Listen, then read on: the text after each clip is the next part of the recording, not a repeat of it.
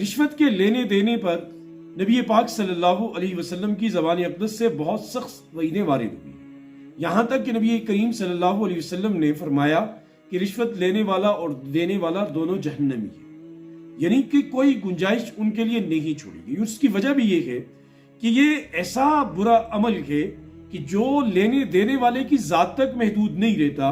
بلکہ یہ عمل معاشرے میں ایک ناسور کا، ایک بارود کا کام کرتا ہے کہ جو پورے معاشرے کے اندر سرایت کر جاتا ہے اور معاشرے کی ترتیب کو بالکل بے ترتیب کر کے رکھ دیتا ہے۔ لیکن عزیزان محترم، آج ہم گفتگو کریں گے ایک ایسی صورت کی کہ جس کی شریعت میں رشوت دینے کی گنجائش اور اجازت موجود ہے۔ لینے کی تو کوئی گنجائش اور اجازت موجود نہیں ہے،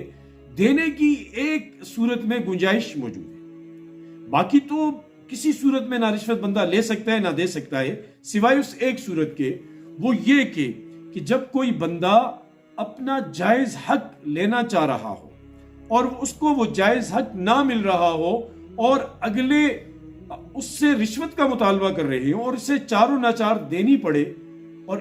ایسی صورت کے اندر یہ بندہ اگر رشوت دے گا تو اس کو اجازت ہے، یہ گناہگار نہیں ہوگا، لینے والے گناہگار۔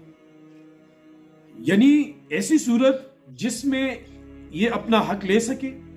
رشوت دیے بغیر اسے نہ ملتا ہو اور کسی حقدار کی حق تلفی نہ ہوتی ہو، تو یہ صورت جواز کی ہے کہ ایسی صورت میں بندہ رشوت دے سکتے۔ اور اس کی مثالیں چلتی پھرتی ہمارے معاشرے میں موجود ہیں کہ ہمارے پاکستان کے اندر بہت سارے محکمے ایسے ہیں کہ جہاں جب ویکینسیاں آتی ہیں تو برائے نام مشتہر کی جاتی ہیں، برائے نام انٹرویو کیے جاتے ہیں، برائے نام لوگوں کو بلایا جاتا ہے، لیکن پس پردہ ان کی بولی لگتی ہے، خرید فروخت ہوتی ہے اور وہ جانوروں کی طرح بیچی جاتی ہے۔ تو یہاں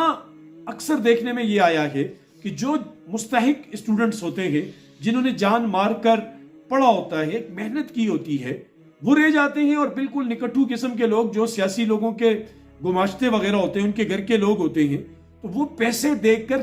نوکری خرید لیتے ہیں۔ تو ایسی صورت کے اندر جو مستحق لوگ ہیں وہ رہ جاتے ہیں۔ تو اب یہ مستحق